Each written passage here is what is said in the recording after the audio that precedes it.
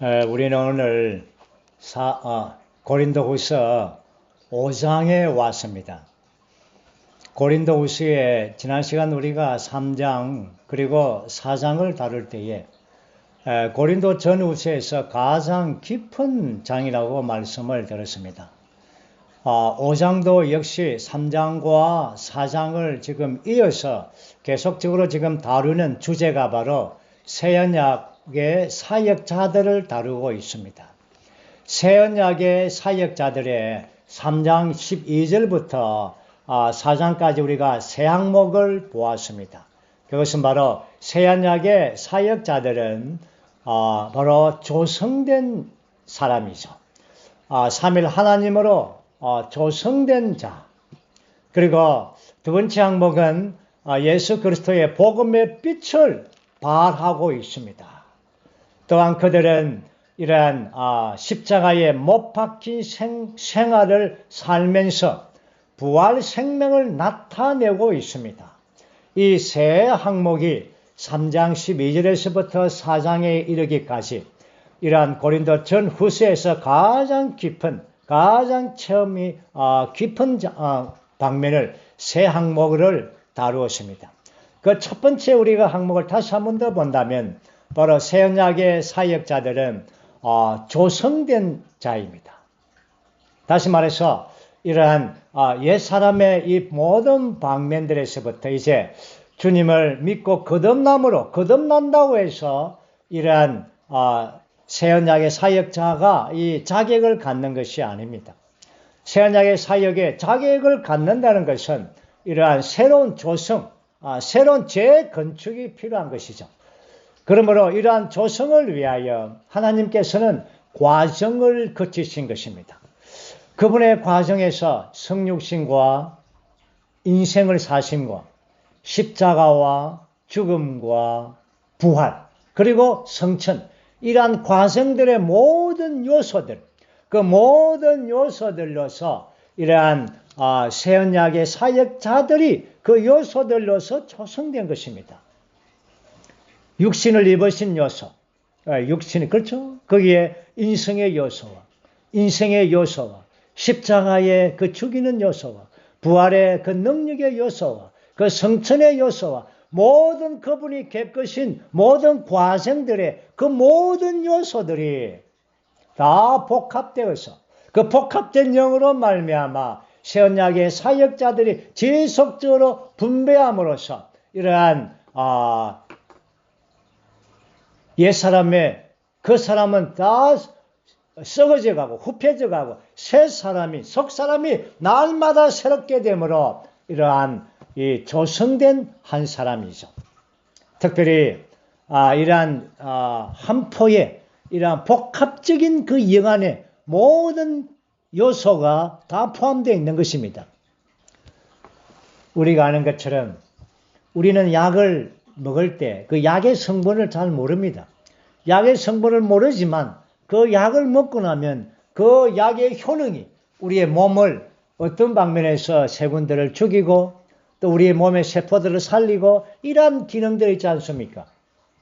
마찬가지로 이러한 신성한 이러한 생명주는 만유를 포함한 그 영인 약, 그 영인 그 한 포의 영을 우리가 먹게 되면 이러한 모든 것에서부터 죽이는 십자가에 죽이는 요소가 그 안에 있을 뿐 아니라 또한 부활의 능력이 그 안에 있었고 또한 성천의 권위의 요소가 그 한 포 안에 있는 것입니다. 그러므로 새언약의 사역자들은 이러한 복합적인 영으로 조성된 어떠한 부분이죠. 그래서 엄청난 계시를 보았을 뿐 아니라 이러한 이 모든 압력과 죽이는 모든 역사로 말미암아 조성된 그것이 새언약의 사역자의 자격을 갖게 되는 것입니다. 그리고 그런 자격을 가진 이러한 새언약의 사역자들은 바로 예수 그리스도의 영광의 빛을 발하는 것입니다. 이것이 우리가 두 번째 보는 항목이었죠. 이것은 조성된만이 조성된 자라야만이 빛을 내는 것입니다. 조성되지 않고는 빛이 없는 것입니다. 새언약의 사역자들은, 특별히 바울의 이러한 사역은 그의 복음 전파와 그 복음의 빛이 나올 때에 그것은 전적으로 어떤 메시지를 아는 문제와 또 메시지를 이렇게 선포하는 문제가 아닙니다. 그것은 전적으로 그 안에 조성된 어떤 것들이 이제 빛으로 나타나게 되는 것이죠. 이러한 빛에 비치는 것입니다. 진리를 말할 때, 복음을 말할 때 그의 안에 조성된 어떠한 것이 이렇게 빛을 비추어내는 것입니다. 이것이 새언약의 사역자들의 이러한 처신했는 행동이었습니다. 그리고 세 번째 항목이 바로 새언약의 사역자들은 십자가에 못 박힌 생활 안에서 살았습니다. 그것은 바로 부활 생명을 나타내게 하기 위한 것이죠. 이러한 새언약의 사역자들인 그 사도들의 삶은 바로 주 예수님의 생활의 복사판이었습니다. 그들은 어떠한 드라마처럼 연기하는 것이 아니었습니다. 그들의 삶은 그들의 존재였습니다. 존재에서 나오는 것이었습니다. 주 예수님은 이 땅에 사셨을 때 그분은 죽음과 부활 안에서 살았습니다. 그분은 십자가의 골고다의 죽음이 아니라 그분은 이 땅에 사는 동안 그분은 이러한 죽음의 요소 안에 늘 머물러 있었습니다. 그리고는 부활 능력이 그분 안에 계속해서 나타난 것입니다. 그분은 죽고 부활의 사건이 부활이 아니라 그분 자신이 부활이었습니다. 그러므로 이러한 주 예수님의 그 생활이 바로 사도들에게 그 생활에 복사해낸 것입니다. 우리가 고린도 전서에서 볼 때에 고린도의 성도들은 사도들을 십자가에 못 박았습니다. 그래서 바울은 뭐라 했습니까? 나는 날마다 죽노라고 말했습니다.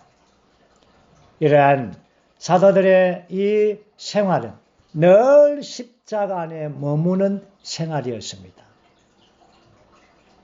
그래서 그 사람이 계속 소모되었죠. 속사람이 날마다 새롭게 되므로 새언약의 사역자의 자격을 갖추게 된 것입니다. 오늘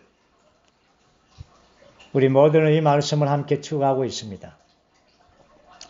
주님께서 우리에게 빛을 비추어서 이러한 새언약의 사역자들의 그 본을 배우기를 원합니다.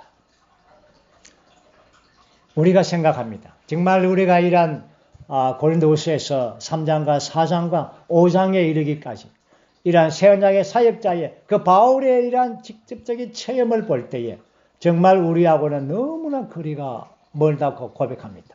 정말 그렇습니다. 그렇지만 우리가 낙심하지 않고 포기하지 않고 우리가 이 길 안에서 함께 이 길 안에 가기를 원합니다. 그 놀라운 복합적인 그 영께서 우리 안에 들어오셔서 우리 안에서 역사하고 있습니다. 동일하게 사도들에게 역사했던 그 죽이는 요소와 그 부활의 능력과 그 성천의 근위의 그 요소들이 오늘 우리에게도 역사하고 있습니다.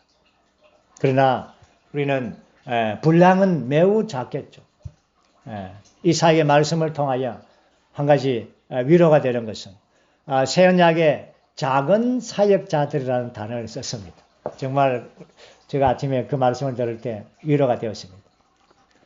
우리가 정말 몸 안에서 작은 지체들로서 우리의 분량은 작지만 그러나 우리는 새언약의 사역자라는 것입니다. 우리는 자신의 분량 안에서 새언약의 작은 사역자들로서 우리는 몸 안에서 기능을 발휘하고 또한 이 땅에서 그리스도의 몸을 건축하는 하나님의 뜻을 이루어드리는 그러한 기능을 발휘할 수가 있는 것입니다. 이제 우리는 5장에 들어갈 것입니다. 5장은 3장과 4장을 거쳐야만이 5장에 이르게 되는 것입니다. 우리가 앞에서 본 것처럼 새 언약의 사역자들의 이 세 가지의 이 자격을 말했습니다. 이 주님으로 조성되고 영광의 빛을 발하고 십자가에 못 박힌 생활을 살면서 부활 생명을 나타내는 이러한 항목들, 이러한 생활을 가진 자가 이제 5장의 체험을 가질 수가 있는 것입니다.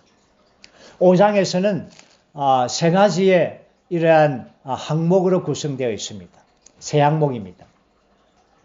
첫째는 변형된 몸을 입기를 갈망하는 것입니다.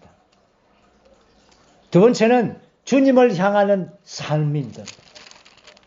세 번째는 새 창조물로서 화목의 사역을 하는 것입니다. 이 세 항목은 앞에 있는 세 항목을 근거를 해서 3장과 4장을 통과해야만이 5장의 세 항목의 체험을 갖게 되는 것입니다. 이제 우리는 5장에서 천천히 우리가 이 항목들을 함께 추구하겠습니다. 1절과 2절을 읽어보겠습니다. 왜냐하면 우리는 땅에 있는 우리의 장막집이 무너지면 하나님에게서 오는 건축물, 곧 손으로 짓지 않은 하늘에 있는 영원한 집이 우리에게 있게 된다는 것을 알기 때문입니다. 우리는 이 장막 안에서 탄식하며 하늘에서 오는 우리의 거처로 옷 입기를 간절히 바랍니다. 아멘. 그러므로 3, 4장을 이제 통과했죠. 다시 말해서 영은 거듭났고 혼은 이러한 변화를 받았습니다. 이 새 언약의 사역자들은 이러한 혼에 이러한 많은 변화를 받아서 거기에 또 큰 문제가 없습니다. 그러나 여기에 몸에는 여전히 문제가 있습니다. 몸에 이러한 변형되기 전에는 여전히 몸에 문제를 가지고 있는 것입니다. 그래서 새 언약의 사역자인 이 사도는 변형된 몸을 입기를 갈망했습니다. 이것은 하나님의 완전한 구원의 마지막 단계이죠. 완성의 단계이죠. 정말 하나님의 이 구원의 이러한 영광스러운 소망의 단계입니다. 이 단계가 이제 남아있는 것입니다. 그래서 사도는 이렇게 말합니다. 우리는 땅에 있는 우리의 장막집이 무너지면 여기서 이 우리의 몸이 죽게 되면 이런 표현을 쓰면 아주 단순하죠. 그런데 여기서 우리의 장막의 집이 무너지면 이라는 단어를 썼습니다. 장막집이 무너지면 이 장막이라는 의미는 이 장막집은 바로 우리의 몸을 지금 말하고 있습니다. 그런데 이 몸이라 하지 않고 장막집이라고 한 것은 장막이라는 것은 구약에서 하나님을 경배하는 장소입니다. 하나님이 거처하는 곳이죠. 그리고 집이라는 것도 바로 하나님이 거하는 우리의 몸이 거하는 것입니다. 생활이 있죠. 다시 말해서 우리의 몸은 이 생활을 위한 장소일 뿐 아니라 하나님을 경배하는 장소인 것입니다. 그런데 여기서 성전을 하지 않고 성막을 했습니다. 이 의미는 우리가 일시적인 것입니다. 우리가 입고 있는 몸은 일시적인 것이죠. 우리의 장막의 집이 이렇게 무너지게 되면 우리가 죽음을 맛보게 되면 하나님에게서 오는 건축물, 곧 손으로 짓지 않는 하늘에 있는 영원한 집이 우리에게 있게 된다는 것을 압니다. 이것이 바로 몸의 구속을 말하죠. 다시 말해서 이 변형된 이러한 몸을 갖게 되는 것입니다.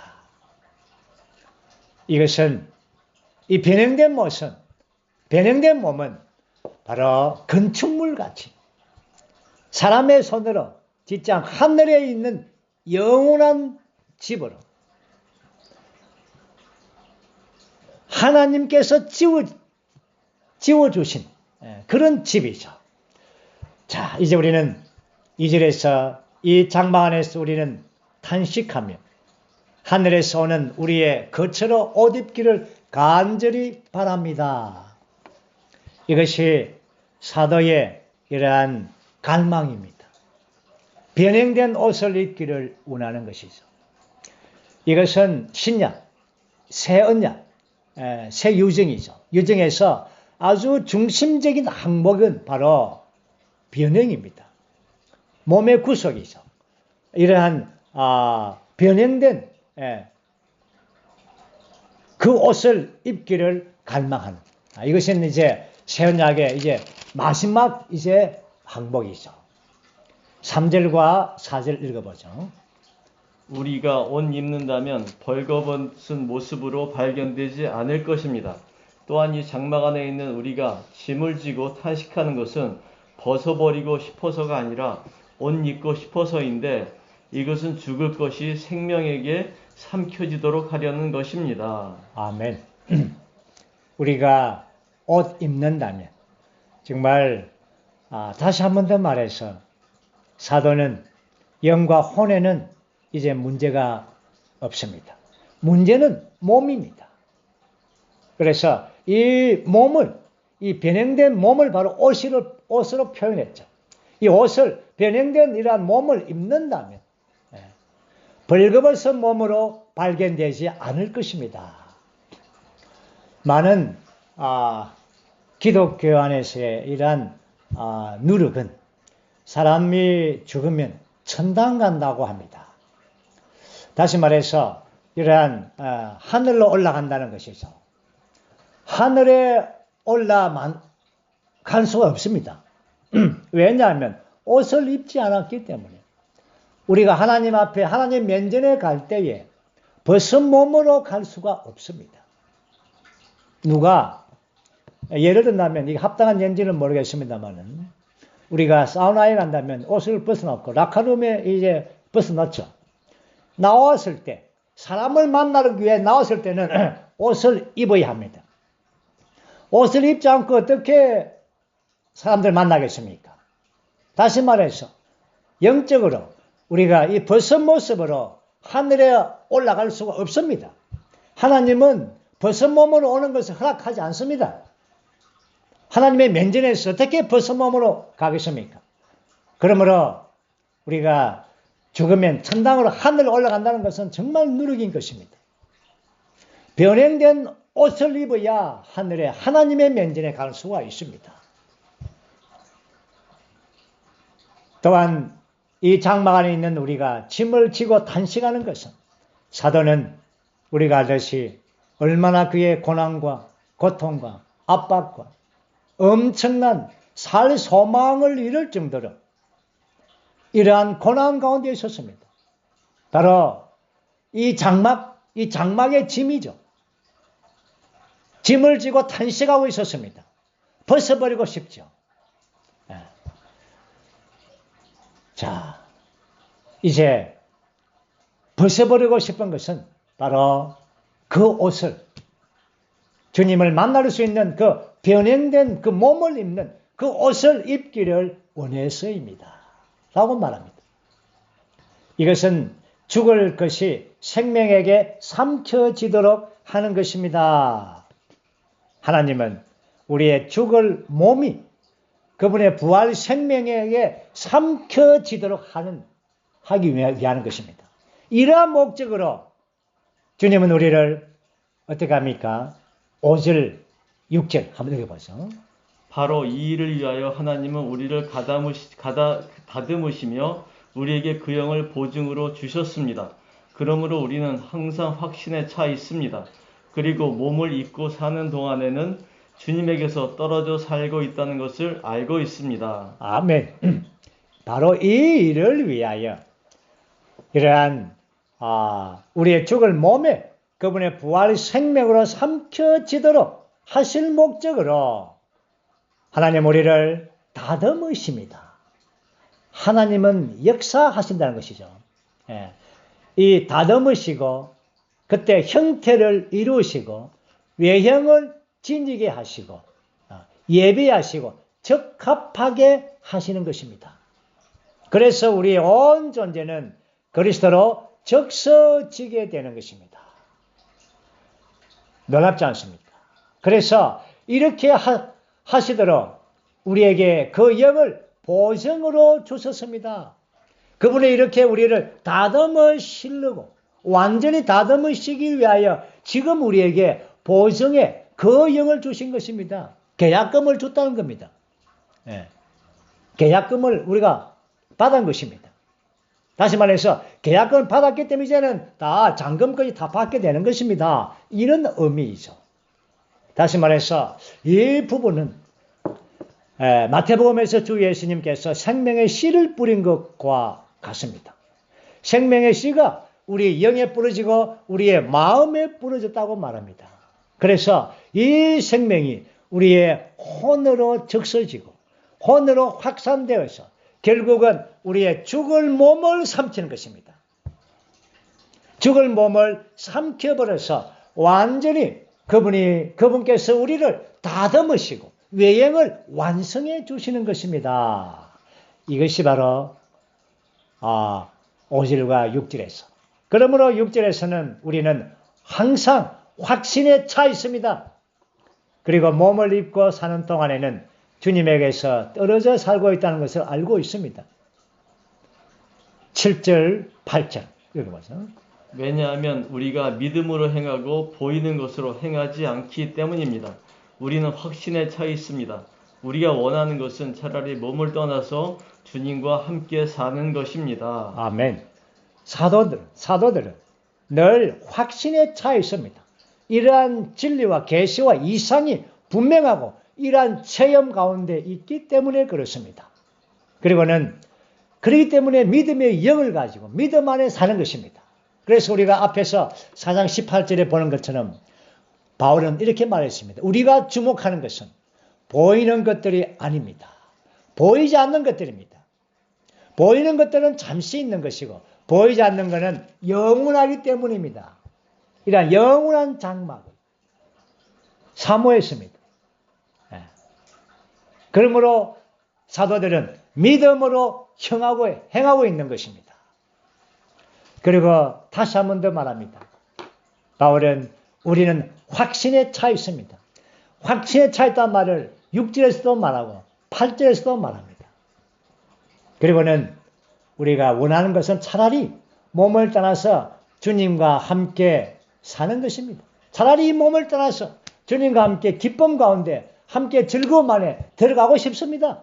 이런 표현입니다. 이제 이것이 이 부분까지가 새언약의 사역자들이 변형된 몸을 입기를 갈망하는 이러한 구절입니다. 이러한 체험들이죠.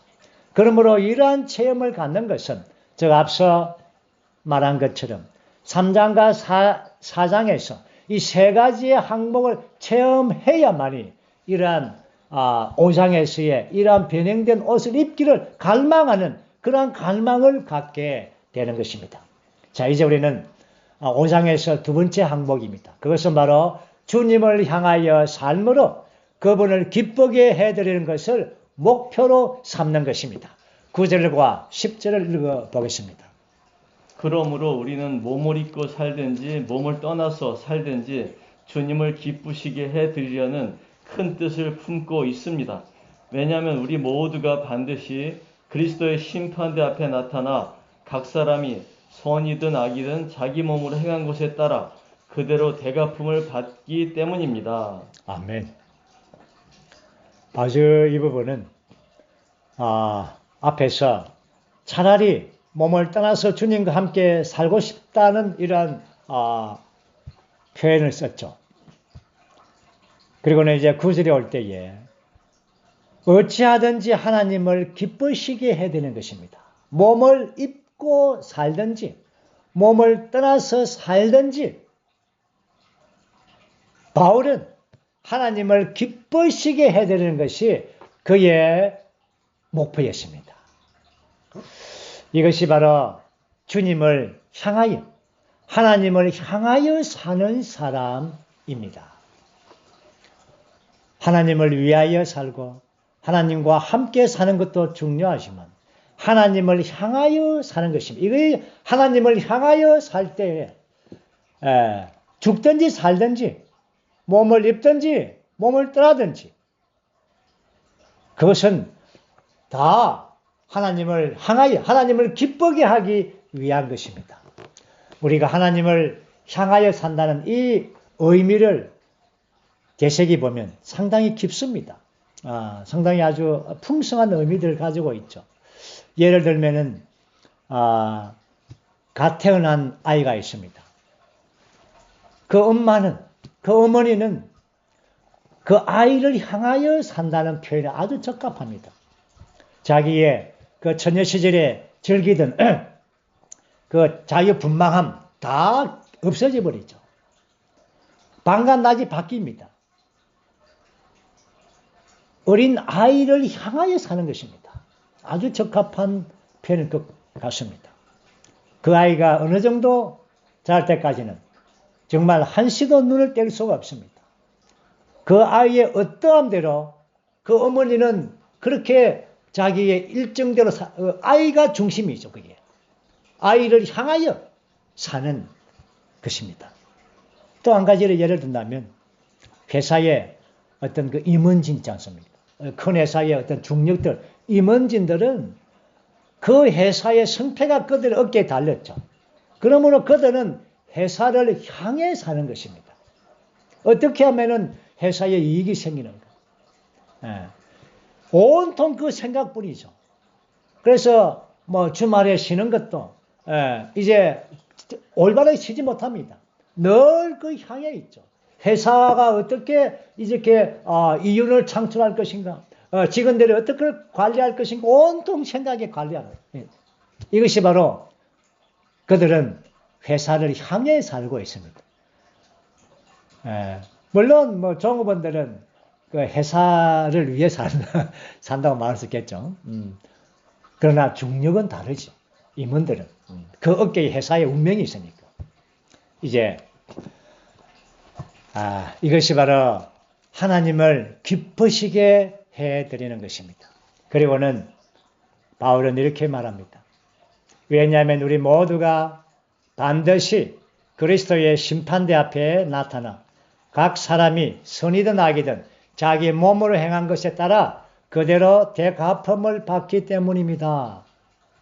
몸을 입고 있는 동안, 자기의 몸을 입고 있는 동안 이러한 어떻게 행했냐에 따라서 여기에 보상이 있다는 것입니다.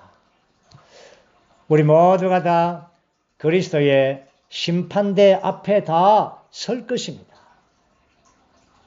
거기에서는 구원의 문제가 아니라 보상의 문제를 거기에서 이제 주님과 우리 모두에게 회개하게 될 것입니다. 장부를 가져가 와서 이 부분을 회개 장부를 가져와서 회개하게 되는 것입니다.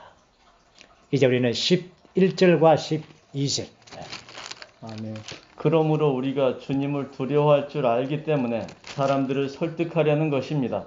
우리가 이미 하나님께는 밝히 드러나 있습니다. 또한 나는 우리가 여러분의 양심에도 밝히 드러나기를 바랍니다. 우리가 또다시 우리 자신을 여러분에게 추천하려는 것이 아닙니다. 우리는 다만 우리를 위하여 자랑할 기회를 여러분에게 주어서 겉모양으로는 자랑하지만 마음속에서 자랑할 것이 없는 이들에게 여러분이 대답할 말이 있도록 하려는 것입니다. 아멘. 그러므로 우리가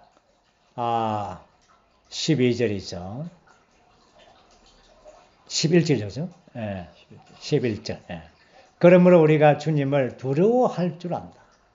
주님은 두려운 분이 아니죠. 그러나 사도들은 주님을 두려워합니다. 주님에 대해 두려워하는 것입니다. 우리 모두는 주님을 두려워한다면 정말 이러한 부분에서 많은 구원을 받게 될 것입니다. 그리고 정말 사도들은, 새언약의 사역자들은 이러한 그들의 모든 생활과 이러한 활동들은 정말 어떠면은 미쳤다는 소리를 들었습니다. 그러나 이것은 하나님께 대하여 미친 것입니다. 여러분에 대하여 정신은 온전합니다 라고 13절에서 말하고 있죠. 하나님의 영광을 위하여 새언약의 사역자들은 바보가 됐습니다. 바보처럼 미쳤습니다.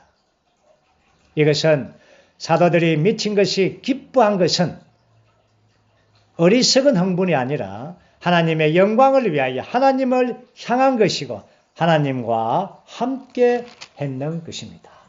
이제 우리는 14절과 15절을 우리가 읽고 이번 단락을 마치죠. 이번 단락은 그리스도의 사랑이 우리를 강건합니다.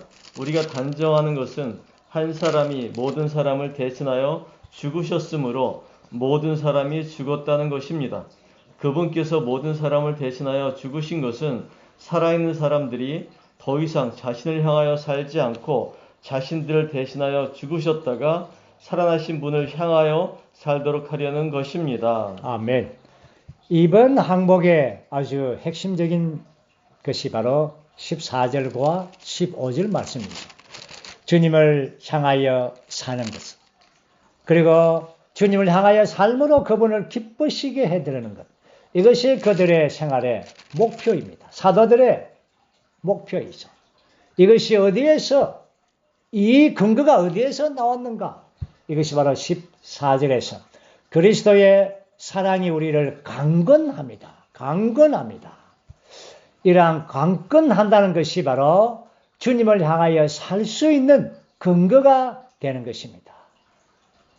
우리가 단정하는 것은, 결론을 내리는 것은 한 사람이 모든 사람을 대신하여 죽으셨으므로 모든 사람이 죽었다는 것입니다. 단언컨대 이 말이죠. 주님은 우리를 대신하여, 우리의 죄를 대신하여, 우리를 대신하여 죽었었고, 또한 우리 모든 사람이 거기에 함께 죽었습니다.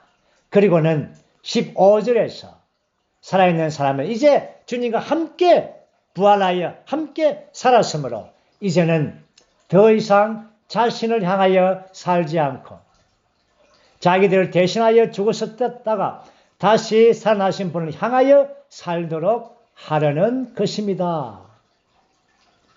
이것은 바로 주님께서 우리를 대하여 대신해서 그분이 죽었었기 때문에, 우리는 그분 안에서 함께 죽었기 때문에, 또한 그분이 부활할 때 함께 살아났기 때문에 우리는 더 이상 우리 자신을 위하여 살지 않아야 되는 것입니다.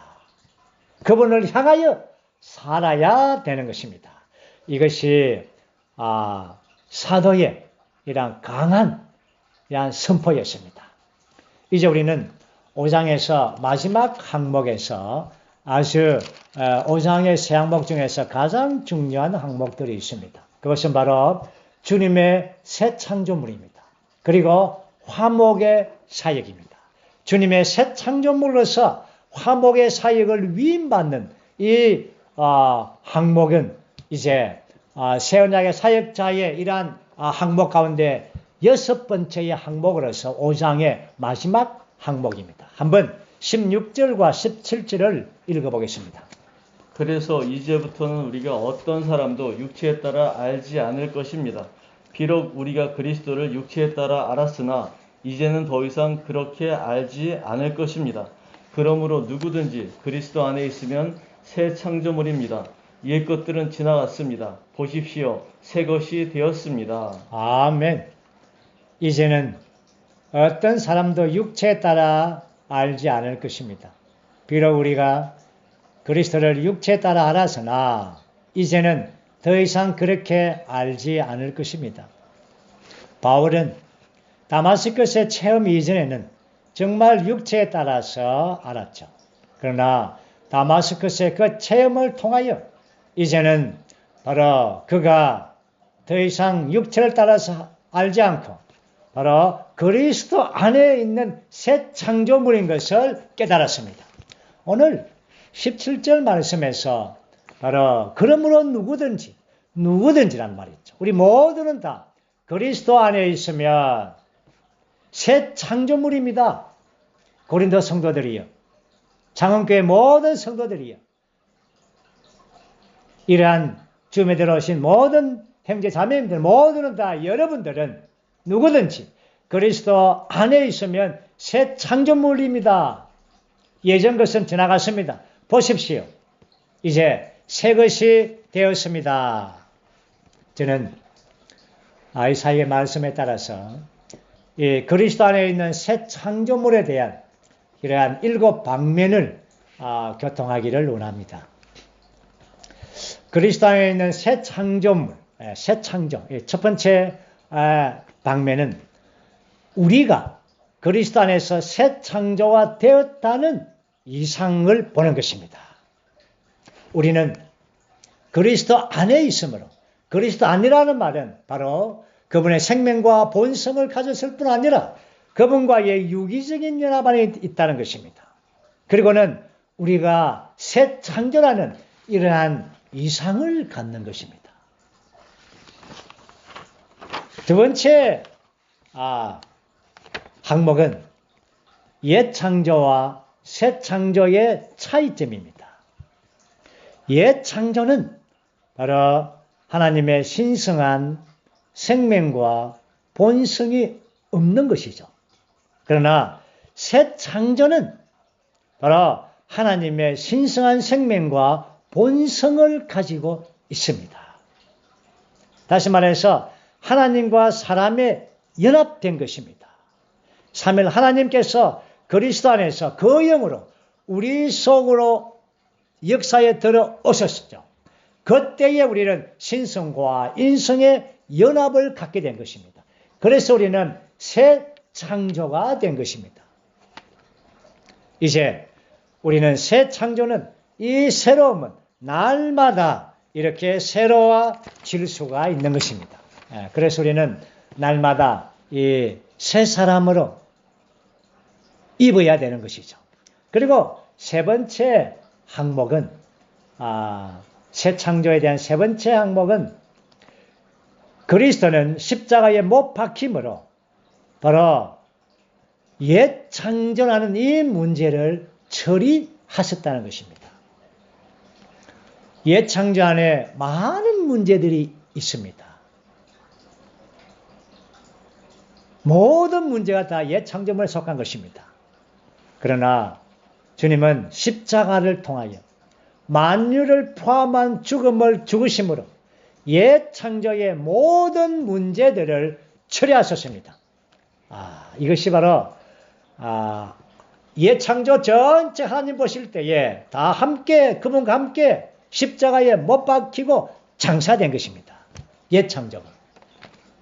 그 다음에 네 번째 항목은 이러한 새 창조는 부활에 의해서 산출된 것입니다. 주님께서 부활 안에서 그분이 일어나실 때에 새 창조를 발화시켰습니다. 이것이 주의 첫째 날입니다. 새 창조에 발화시키는 그 요소가 생명 주는 영이신 부활하신 바로 그리스도인 것입니다. 그분 자신의 요소에 의해서 우리가 부활 안에서 새 창조물이 된 것입니다. 다섯 번째 항목은 그때에 우리는 거듭남으로 새 창조가 되었습니다. 여기에서 중요한 것은 거듭남으로. 우리는 그분의 부활 안에서 우리는 거듭났습니다. 우리가 언제 거듭났습니까? 주님께서 부활할 때 우리는 그때 거듭난 것입니다. 그때에 우리는 새 창조가 된 것입니다. 하나님의 생명과 요소를 갖게 한 것입니다. 그리고 여섯 번째 항목은 이제 우리의 체험에 있어서 우리는 파쇄되고 새로워지는 새 창조의 과정 가운데 있습니다. 날마다 우리의 옛 사람은 후패되어져 가고 낡아져 가고 우리의 새 사람은 날마다 새로워져 가고 있는 것입니다. 이것은 바로 신성한 이러한 새로운 요소가 우리 안에 본질로서 우리 안에 스며들 때에 우리의 옛 요소들을 대체해주고 배출시켜주는 것입니다. 그러므로 우리는 새 사람의 요소로 조성되게 하는 것이죠. 새 사람의 요소로 조성되어서 새 예루살렘까지 새롭게 하는 것입니다. 마지막 우리가 7번째 항목은 우리는 그리스도의 부활 안에서 그리스도의 성천 안의 삶으로 옛 창조를 이기는 것입니다. 이 옛 새 창조의 이러한 7번째 마지막 항목은 성천 안의 삶으로 옛 창조를 이기는 것입니다. 이것은 아가서에서 자세하게 기록되어져 있죠. 자아를 이길 뿐 아니라 세상을 이길 뿐 아니라 옛 창조를 이기는 것입니다. 그러기 위하여 우리는 부활 안에서 성천 안에서 살 때에 이 모든 것들은 다 옛 창조가 우리의 발 아래에 있게 되고 옛 창조를 이겨내는 것입니다. 이것이 그리스도에 있는 새 창조의 7 방면인 것입니다. 이제 우리는 18절과 19절 한번 읽어보죠. 이 모든 것은 하나님에게서 나온 것입니다. 하나님께서 그리스도를 통하여 우리를 하나님 자신과 화목하게 하시고 우리에게 화목의 사역을 주셨습니다. 이것은 곧 하나님께서 그리스도 안에서 세상을 하나님 자신과 화목하게 하셨고 그들의 허물을 그들에게 돌리지 않으셨으며 화목의 말씀을 우리에게 맡기신 것입니다. 아멘. 18절에 이 모든 것은 이 부분을 주의하여 보시기 바랍니다. 이 모든 것은 하나님에게서 나온 것입니다. 이 모든 것은 여기에 5장에 있는 특별히 14절에서 21절까지에 있는 이러한 말씀 안에 있는 내용들입니다. 이 모든 것의 근원은 바로 하나님이시라는 것입니다. 14절, 15절 말씀 보면 그리스도께서 우리를 죽음에서 구원하신 것은 우리가 하나님을 향하여 살도록 하기 위한 것인데 이것은 바로 하나님에게서 나온 것입니다.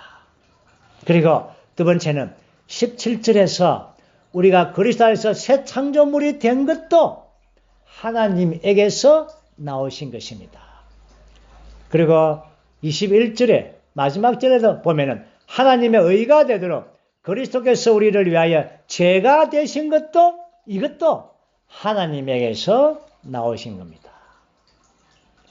그리고 19절에서 그리스도께서 세상 사람들을 자신과 화목하게 하신 것도 바로 하나님에게서 나온 겁니다. 19절이었죠. 그 다음에 20절 말씀 보면 또한 사람들을 하나님과 화목하게 하기 위하여 그리스도를 대표하는 위임을 받고 그리스도 대사들이 되어서 하나님의 영원한 목적을 이루기 위하여 사람들을 하나님의 의와 새 창조물이 되게 하는 것도 하나님에게서 나온 것입니다. 14절에서 21절에 있는 모든 이 항목들 다가 바로 하나님에게서 근원은 하나님에게서 나온 것입니다. 라고 말하고 있습니다. 그리고 이제 19절 말씀 보면 이것은 하나님께서 그리스도 안에서 세상을 하나님 자신과 화목하게 하고 이것은 화목의 사역의 두 단계 안에서의 첫 번째 단계이죠. 세상을 하나님과 화목하게 하는 것입니다.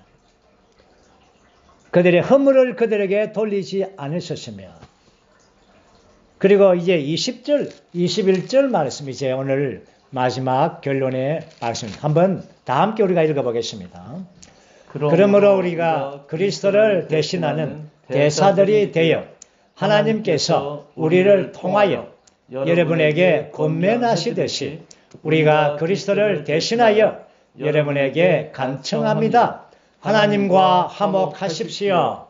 하나님께서 죄를 알지도 못하신 분을 우리 대신 죄가 대신하신 것은 우리가 그분 안에서 하나님의 의가 되도록 하시려는 것입니다. 여기에서 우리가 아주 주의하게 볼 단어가 20절에서 그러므로 우리가 그리스도를 대신하는 대사들이 되어, 대사입니다. 대사가 누구입니까? 대사는 그 나라를 대표하는 사람이죠. 그 나라의 대행자, 대표하는 사람입니다. 사도들은 하나님의 나라, 하나님을 대표하는 대사들이라고 말하고 있습니다. 그리스도의 대사, 그리스도를 대신하는 대사이죠. 그리스도의 대사인 이러한 사도들은, 새언약의 사역자들은 하나님을 대표하는 사람이며 우주 안에서 최고의 권위를 가지고 있습니다. 정말 하나님께서는 이 땅에서 그분 자신을 대표할 그런 이러한 사람들, 대사들이 필요합니다. 그 대사가 바로 사도들인 것입니다. 사도들은 하나님의 목적을 수행하도록 그리스도를 대표하는 그런 위임을 받은 것입니다. 그리스도의 대사, 이러한 바울은 바로 하나님의 대행자이죠. 다시 말해서 그리스도의 대사라는 것은 이 땅에서 하나님의 대행자인 것입니다. 그러므로 그들은 하나님을 대신하기 때문에, 대표하기 때문에 어떤 이러한 선택이나 선호가 있어서는 안 됩니다. 대사의 특징은 무엇입니까? 자기의 선호와 자기의 선택과 자기의 사상과 자기의 관념이 없습니다. 그 나라의 왕의, 그 나라의 대통령의 이러한 것을, 그 나라의 어떤 행정을 그대로 가지고 오는 것이죠. 오늘 주님의 대사들인 사도들은, 그들은 주님의 말씀을 바로 받아들인 것입니다. 이러한 그대로 받아들이고 주제 넘게 어떤 것들을 취하고 어떤 것을 버리고 융통성을 갖는 것이 아닙니다. 우리에게는 어떤 방면에서는 융통성이 필요하겠지만, 그러나 대사는 융통성을 갖는 직업이 아닙니다. 바울은 바로 하나님께서 이 땅에 대사로서 보냈죠. 단순하게 하나님을 본받고 하나님을 살고 하나님을 나타내는 사람이었습니다. 그리고 바울은 11장에서 이렇게 말합니다. 하나님의 질투로 여러분들을 질투합니다. 심지어 그 질투까지도 자기의 질투가 아니죠. 하나님의 질투로, 보내신 분의 질투로서 여러분들을 질투합니다. 이렇게 말합니다. 이제 이것이 대사로서의 직분을 다하는 것입니다. 그러므로 우리가 그리스도를 대신한 대사들이 되어 하나님께서 우리를 통하여 여러분에게 권면하시듯이 우리가 그리스도를 대신하여 여러분에게 간청합니다. 여러분은 하나님과 화목하십시오. 여기에서 이제 5장 마지막에 이 항목의 결론은 화목의 사역입니다. 새언약의 사역자는 이 땅에서 화목의 사역을 하는 자입니다. 우리가 알듯이 화목의 사역은 두 단계가 필요합니다. 첫 번째 단계는 죄인들을 죄에서 벗어나서 하나님과 화목하게 하는 단계이고, 두 번째 단계는 이제 믿는 이들이 그들의 육체에서 벗어나서 하나님과 완전히 하나 되게 하는 이러한 화목입니다. 그러므로 이 두 단계의 화목은 바로 사도들의 화목의 사역이죠. 이것은 마치 성막의 두 휘장과도 같습니다. 첫 번째 휘장 우리는 막이라고 하죠. 죄인들이 이러한 그 막을 통과하는 것이 첫 번째 단계라면, 이제 첫 번째 단계를 통과해서 성수 안에 들어가면 거기에 진설상도 있고 등대도 있고 분향단도 있습니다. 그러나 거기 하나님의 임재는 없습니다. 하나님의 임재는 그분 자신은 바로 지성소 안에 있는 것입니다. 그러므로 이러한 고린도 성도들이요, 여러분들은 이러한 바울의 사도의 사역을 통하여 죄인들이었다가 그들이 이제 하나님과 화목되어서 죄의 문제를 해결하고 이제 첫 번째 막을 통과했습니다. 그런데 여전히 여러분들은 육체 안에 살고 있습니다. 육체를 이제 벗어버리고 육체를 찢어버리고, 이러한 둘째 휘장은 바로 육체이죠. 주님께서 십자가에서 죽으셨을 때에 그 휘장이 찢겨온 것은 그 육체가 찢겨진 것을 나타낸 것입니다. 이것은 하나님과의 완전한 화목되게 하는 것입니다. 우리 안에 있는, 육체 안에 있는 혼과 그 사람의 타고난 존재 안에 살고 있는 우리를 바로 이제 휘장을 통하여, 그렇죠? 이 육체를 분리시키게 하는 것입니다. 우리의 혼에서부터 영 안에 들어가서 영 안에 사는 사람이 되게 하는 것입니다. 어느 정도까지? 21절 말씀 보면 바로 하나님의 의가 되기까지, 하나님의 의가 되기까지. 이것은 아주 깊은 단계이죠. 주님은